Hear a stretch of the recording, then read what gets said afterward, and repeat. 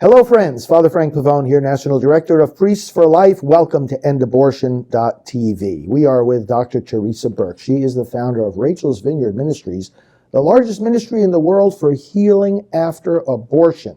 And I'm proud to be associated with her for many years and serving in the capacity of pastoral director for this great ministry. Theresa, great to be with you. Thanks for having me today, Father Frank. So I want to talk about something that came up in the news in the fall of 2019. There was an abortionist by the name of Ulrich Klopfer who had several abortion facilities in Indiana. He lived over the border in Illinois. He died, and as his family was going through his possessions, they actually discovered a couple of thousand bodies of aborted babies. Oh my goodness. That he had in bags and boxes, and he was just keeping them there in his home. This got the attention of many people, and of course, people were horrified. Now, one of the interesting observations, of course, is that there were many people who were more horrified by the fact that these babies were found than by the fact that they had been killed. Oh, yeah. Right? So, but it seems to me the finding of their bodies is an alarm that is going off in our minds, bringing us back to the reality of the killing in the first place, that this killing should not be an abstraction. It's not an abstraction. It's real, it's physical, and it has consequences. Abortion is not an eraser or a magic wand. The baby doesn't just disappear. The body is disposed of in some fashion. It's burned, or it's flushed down the sewage, or it's something happens to it. It doesn't just disappear or vanish. And the fact that these bodies were found, to me, it was, a divine wake-up call. To say, as have been the situations where, as you know, these bodies have been found in various other contexts, in garbage bins, sometimes out in the open field. I mean, the nation is littered with the bodies of our unborn children. But as a psychologist, as someone who deals with abortion as a trauma, healing people, including abortion practitioners who have left the abortion industry. Both of us have dealt with these folks.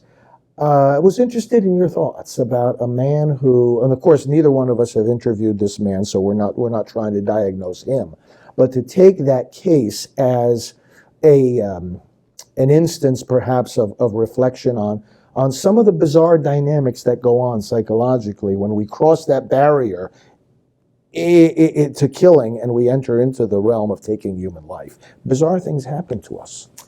Yeah, it's a very peculiar story, bizarre indeed. And we could probably theorize many different kinds of things, but what strikes me off the top of my head as I hear this is I immediately remember Gosnell, who had similar, at the time, I think we referred to them as like trophy bodies that he saved in his freezers and his refrigerator. The basement was full of them. Yes. They were in jars. And I think it was Dr. Haskell from the Nazi Holocaust who also had a collection of Jewish skulls, hundreds and thousands of them that he had on bookshelves and, throughout his study office. So it's kind of like, why would you keep the evidence?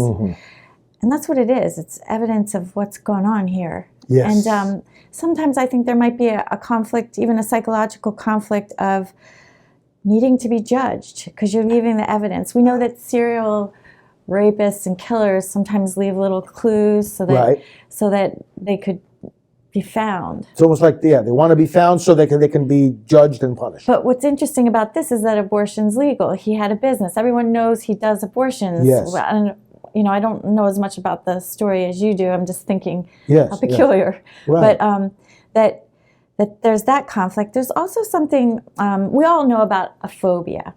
Like if someone had an abortion, they could have a phobia of graphic pictures that's going to show what it is. Some people have just the opposite of that. It's called a counterphobic frenzy, which means that all they want to do is immerse themselves into death and killing, pictures of decapitated bodies and like really gruesome things. And there's websites like this, Rotting Flesh, and I know about it because my clients that I've treated have told me about these struggles and how they go and they feel compelled, almost addicted, to look at the graphics. And I think that's a form of traumatic reenactment where you surround yourself with it so as to overcome the feelings of helplessness or horror. And so if you're always immersed in it, not only doesn't it bother me anymore, but actually I have an appetite for it. Yeah. We could say this with horror movies, all the Freddy Krueger movies that is about, Axeman chasing down the pregnant woman. Yeah. And then it becomes part of the cultural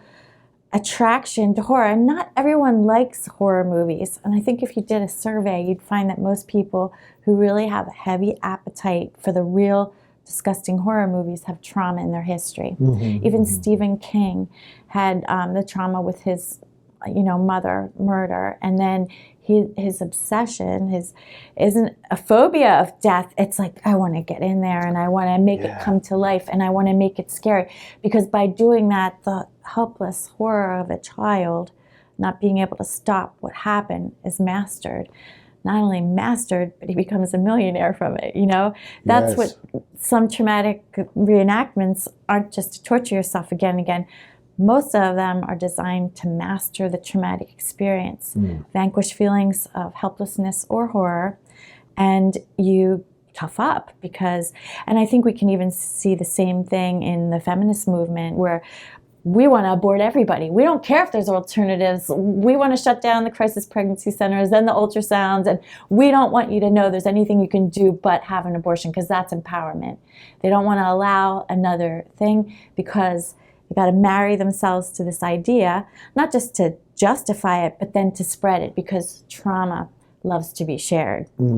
Right? Yeah, because then you feel like it's normal. It's like they're taming it, right? Well, it makes it normalizes something that's so horrible, like Kate Michelman, Gloria Steinem, like all of them had traumatic abortions, and they thought that by legalizing it, we're going to destigmatize it. Right. Therefore, let me generously share my symptoms with everybody, because if everyone's had this experience, it's normal. Like, bringing horror into the birthing process should never be normal. We talked in a previous little interview of how, it steals something from women. Yes. Nations, when your own baby or its birth or your first ultrasound is an experience of trauma and physiological arousal and memories that are so devastating that you want to close the door on them immediately. In fact, maybe I shouldn't even have this baby, right? So this is what we see. So with getting back to the doctor, any number one of these things can be true, but if he was in fact engaged in a counterphobic frenzy, he would have an obsession about collecting and stacking all these bodies, because he's going to surround himself with the thing of horror and feel that it's comforting somehow. Right. Yeah, just like legalizing abortion is comforting, because, I'm surrounded by all these other women and therefore we're empowered, we're normal. And there's so long you can tell yourself that narrative or become ideologically possessed by it. Right. Which I think is another thing. When we do seep ourselves in horror as a culture, as an abortion doctor, as somebody that's fighting for that, they lose all objectivity and they do become kind of insane. Yes. You're like, this is not a sane thing that doctor was doing. No. And I don't think it's a sane thing to wish abortion on every woman, especially when it was only like 20 years ago, it was like I think it was the Clintons that said abortion should be rare.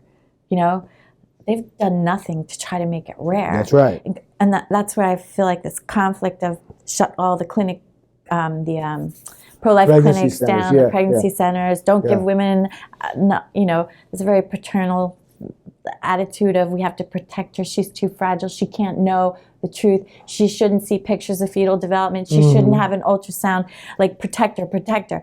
That's, if you can't make an informed decision based on what you see in front of you, don't expect to feel like you haven't been betrayed when you learn it after it's too late. Exactly. So. Well, we certainly have to pray for these abortionists that are currently enmeshed in this evil, in this darkness. We pray for them to be set free, and we pray for the people who hear about these bizarre behaviors, maybe to become a little more upset that the babies were killed in the first place than that their bodies were found. Hopefully, this can be turned to good for many people. So, Please God. Thank you for those insights.